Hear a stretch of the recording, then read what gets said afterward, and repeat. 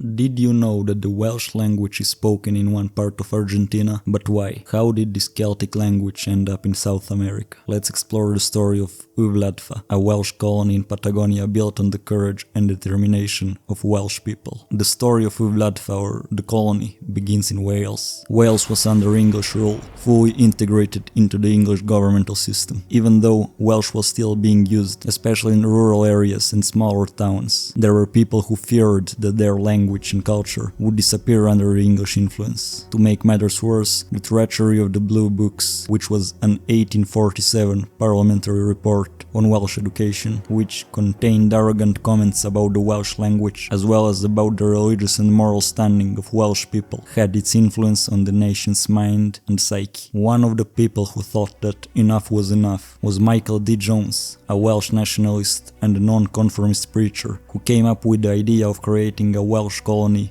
to preserve the Welsh language and culture. His idea was to establish a new little Wales beyond Wales, where the Welsh could live their lives full in Welsh, while keeping the culture alive, without worrying about the English influence that they could feel in their homeland. But why Patagonia? As I said, Jones wanted a place free from the English influence where the Welsh could settle, so he considered a few options. Australia, New Zealand, and even Palestine was considered, but the isolation of Patagonia, as well as the offer from the government of Argentina of 100 square miles of land to those who wanted to come, made it the right choice in Jones's eyes. The Welsh were looking for land, the Argentines were looking for people to populate Patagonia, so it seemed like a win-win situation. The decision was made. A handbook was published and distributed throughout Wales to present the scheme of the colony to Welsh people, with the hopes of making the idea appealing to potential settlers. With that said, the handbook was quite misleading, describing Patagonia as a place full of green forests, rich pastures, herds of animals, and the rainfall similar to that in Wales. At best, the leaders of this venture were guilty of wishful thinking. The negatives ignored, the positives greatly exaggerated. On May 28,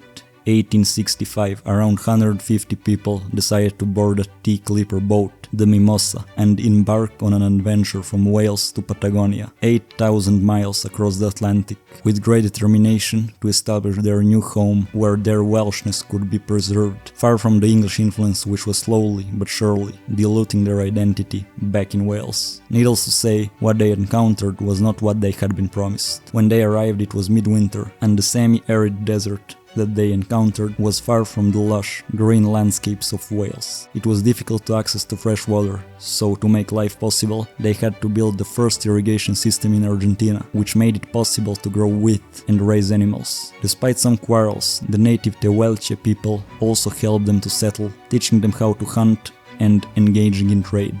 Despite all the challenges, they managed to settle and establish the colony based on Welsh identity. So this is how the Welsh language ended up in Argentina. Now let's explore all the important moments for the language in Patagonia, from the arrival of the first settlers to today. When the Welsh arrived, they went through incredible hardships in order to make their project work. Maintaining the language was secondary to survival, but it remained the language of communication within the community and in religious services. The establishment of the irrigation system was crucial for the survival of the community and made life considerably easier. So, besides other things, the focus could be placed on the language. Schools, where Welsh was the medium of instruction, were built, which helped formalize the use of the language. As an indispensable part of the Welsh culture, the settlers built chapels, which, besides being used for religious purposes, also served as places for enjoying the language. The chapel tea, a Welsh tradition, was when people would gather and talk, share stories, gossip,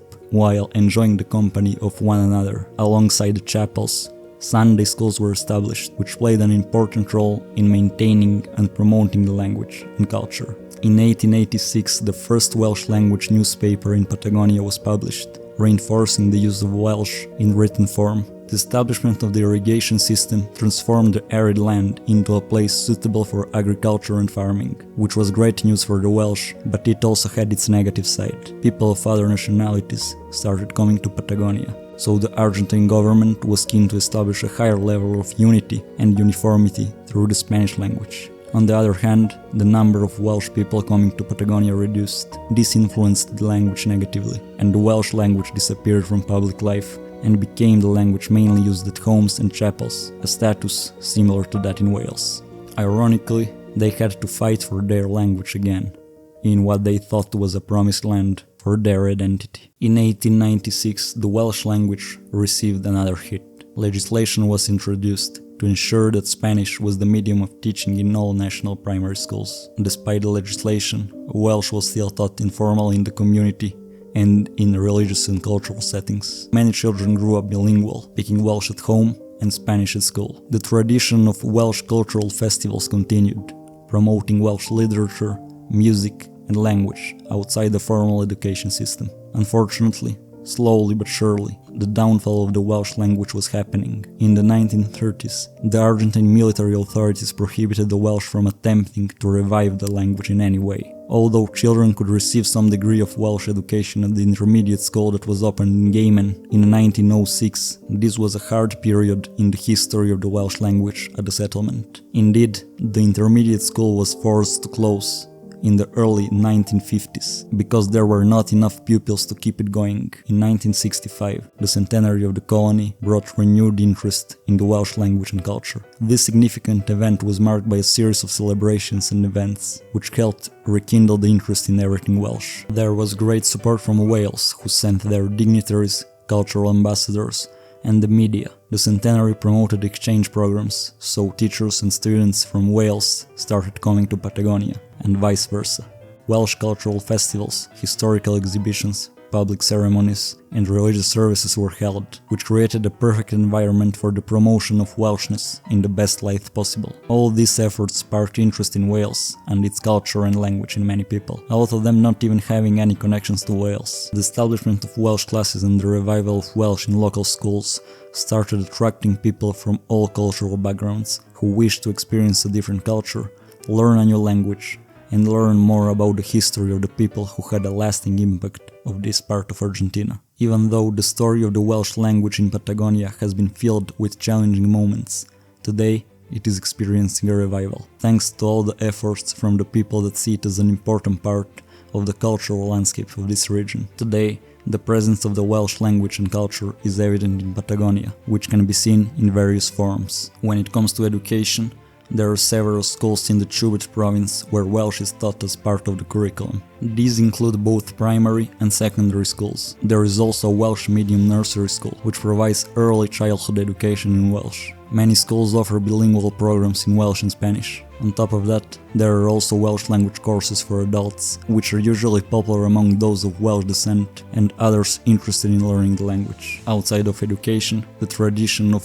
Welsh cultural festivals is still very much present. Semana Galesa, or Welsh Week, is one of the annual celebrations promoting Welshness through concerts, recitals, and traditional tea parties. To keep the language accessible, various radio programs and online platforms in Welsh have been established, which make it easier for people to engage with the language. These media outlets provide news, music, and cultural content in Welsh. There is great support from the outside as well. The Welsh Language Project sends teachers from Wales every year to help keep the language learning environment functioning at its best. Also, the Welsh government is offering various exchange programs, which illustrates strong ties between Wales and Patagonia. There are many cities and towns with Welsh names, as well as streets, chapels, Welsh events, and such. With that said, Welsh is not the primary language in the region, which is understandable, because at the end of the day, it's still a part of Argentina, so of course Spanish is the main language. The influence of Patagonian Welsh can even be seen in Wales, as the decimal numeral system that originated in Patagonia was adopted in Wales in the 1940s. Despite the turbulent history of the Welsh colony in Patagonia, filled with so many difficulties, the Welsh language has managed not only to survive, but to thrive so far from its homeland. Maybe the dream was not achieved in the way that the first settlers had imagined, but the fact that it still lives on in what the settlers thought as a land of salvation for their identity, far from their beloved Wales, proves that their efforts were not in vain. Thank you for watching. If you liked the video, a like would be greatly appreciated.